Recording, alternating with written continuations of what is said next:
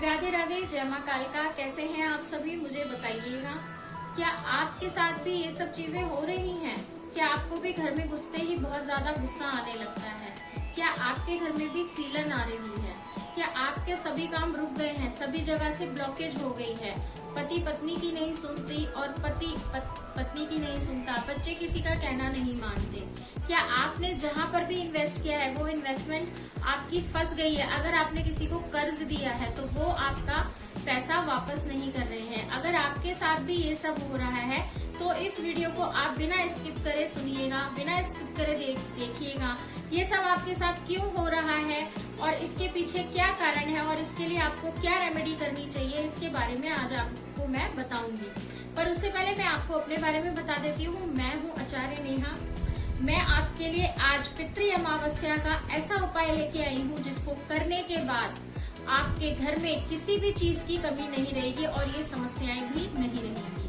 अगर आपके साथ भी ये समस्याएं चल रही हैं और ये लक्षण चल रहे हैं और आपको किसी ने ऐसा कहा है कि आपके घर पे किसी ने काला जादू कर दिया है, तो ऐसा बिल्कुल भी नहीं है। अगर ये समस्याएं आपके साथ चल रही हैं तो 100% आपकी कुंडली में पितृ दोष है। पितृ दोष की वजह से आपको कहीं से भी कोई भी रास्ता नहीं मिल रहा है, क्योंकि आपके पितृ आपसे नाराज हो गए हैं, वो क्रोधित हो गए हैं और वो खुद ही आपके कार्य को संपन्न नहीं होने दे रहे हैं, किसी भी शुभ कार्य को पूर्ण नहीं होने दे रहे हैं। ये सभी लक्षण जो होते हैं ये पितृ दोष के होते हैं। तो आइए जानते हैं इन सभी लक्षणों से मुक्ति के लिए और अपने पितरों को प्रसन्न करने के लिए आपको क्या करना है। तो मैं आपको आज बताती हूँ इसके विषय में। इसके लिए आपको जो मैं चीजें बताऊंगी उसे बहुत ध्यान से सुनिएगा। सबसे पहले इसके लिए आपको चाहिए गाय का घी। अगर गाय का घी मिल जाए तो बहुत अच्छा है, ना मिले तो आप नॉर्मल घी जो मिलता है, देसी घी, वह आप ले सकते हैं। लंबी बत्ती का दिया आपको एक बनाना है। मिट्टी का दिया ले सकते हैं या आटे का भी ले सकते हैं। मिट्टी का लेंगे तो ज्यादा अच्छा है, ठीक है। इसके अलावा आपको गाय के गोबर का एक उपला चाहिए, थोड़ा सा गुड़ चाहिए और थोड़ा सा नारियल का बुरादा, जो सूखा नारियल होता है उसका चूरा, उसको घिस के ले सकते हैं। तो आपको क्या करना है, आपको उन पितरों के लिए, पितरों की प्रसन्नता के लिए, ताकि वो अगर किसी बंधन में भी हैं, अगर किसी परेशानी में भी हैं या आपसे क्रोधित भी हैं या आपने उनके निमित्त दान पुण्य नहीं किया है, उसकी वजह से यदि वह आपसे नाराज हैं तो उनकी नाराजगी दूर हो और वो प्रसन्न होकर पितृलोक को जाएं और अपना आशीर्वाद आपको देकर जाएं। तो आपको क्या करना है, आपने पितरों के निमित्त जो भी भोजन बनाया है, जैसे कि लोग खीर, पूरी, हलवा वगैरह बनाते हैं पितरों के निमित्त अमावस्या के दिन, दान करते हैं उन चीजों को, वो दान की सभी वस्तुएं आपको लेनी है जो आप अफोर्ड कर सकते हैं, वो चीजें। इसके अलावा आपको एक धूना तैयार करना है। धूना आप कैसे तैयार करेंगे, आपको एक गोबर का उपला गैस पर उसको गर्म कर लेना है लाल होने तक। जब वह लाल हो जाए तो उसे आप एक मिट्टी के बर्तन में या किसी प्लेट में उसको आप रख लीजिए। प्लेट आप चाहे स्टील की, पीतल की, किसी भी धातु की आप ले सकते हैं या मिट्टी का बर्तन भी आप ले सकते हैं। उसमें उसको रखना है। सबसे पहले आपको एक दीप प्रज्वलित करना है, दीप जलाना है। लंबी बत्ती का दिया रहेगा वो दीप जलाइए और अपने पितरों को प्रणाम कीजिए, उन्हें बताइए आपका नाम और कोशिश करें ये पूजा पुरुष करें। अगर पुरुष नहीं है करने के लिए अवेलेबल तो ये स्त्रियां भी कर सकती हैं अमावस्या को। तो क्या करना है आपको, आप दीप प्रज्वलित कीजिए। यदि स्त्रियां कर रही हैं, मैरिड हैं, तो वो अपना नाम के बाद अपने पति का नाम लेंगी, अपना गोत्र बोलेंगी, और अगर पुरुष कर रहे हैं तो वो अपने नाम के बाद अपने पिता का नाम लेंगे, अपना गोत्र बोलेंगे।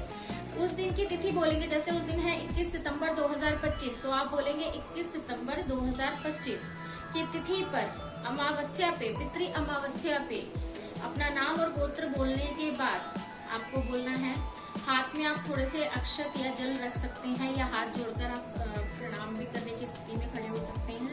ये आपको करना है। ये बोलने के बाद आप ये जो धुनी कर रहे हैं या ये जो उनको अर्पण कर रहे हैं, ये आप क्यों अर्पण कर रहे हैं, ये आपको उन्हें बताना है कि मेरी ये परेशानी है, मेरी ये दिक्कत है, मेरा ये कार्य रुका हुआ है, आप इसको पूर्ण कीजिए। जो भी आपकी समस्या है आप सारी उनको बताइए, क्योंकि आपके जो पितृ हैं वो आपके रक्त से जुड़े हुए होते हैं, वो आपके ही रक्षक हैं और कई बार पितृ नाराज हो जाते हैं तो हमारे सारे काम रुक भी जाते हैं। तो आप उनको ये सारी चीजें बताइए। बताने के बाद उन्हें प्रणाम कीजिए और जो धुनी आपने बनाई है, मतलब जो आपने गोबर के उपले को गैस पे जला के लाल किया है, उस पे एक छोटा सा कपूर का टुकड़ा रखिए। कपूर का टुकड़ा रखने के बाद उसको जला दीजिए। जब वो जलने लगे उसमें थोड़ा सा घी, थोड़ा सा गुड़ और थोड़ा सा नारियल का बुरादा डालिए और उसको जलने दीजिए। जब उसमें से धुआं आने लग जाए, वो धुआं आप अपने पितरों को दिखाइए और उन्हें प्रणाम कर कर कहिए कि धुनी, ये हवन छोटा सा भी जो हमसे हो पाया है, ये हम आपके निमित्त इसलिए कर रहे हैं, दान पुण्य आपके निमित्त हम इसलिए कर रहे हैं कि हमारी सारी समस्याओं का समाधान करे और हमारे घर में किसी भी चीज की कमी ना रहे, ना हानि, ना बीमारी, ना रोग, ना शोक।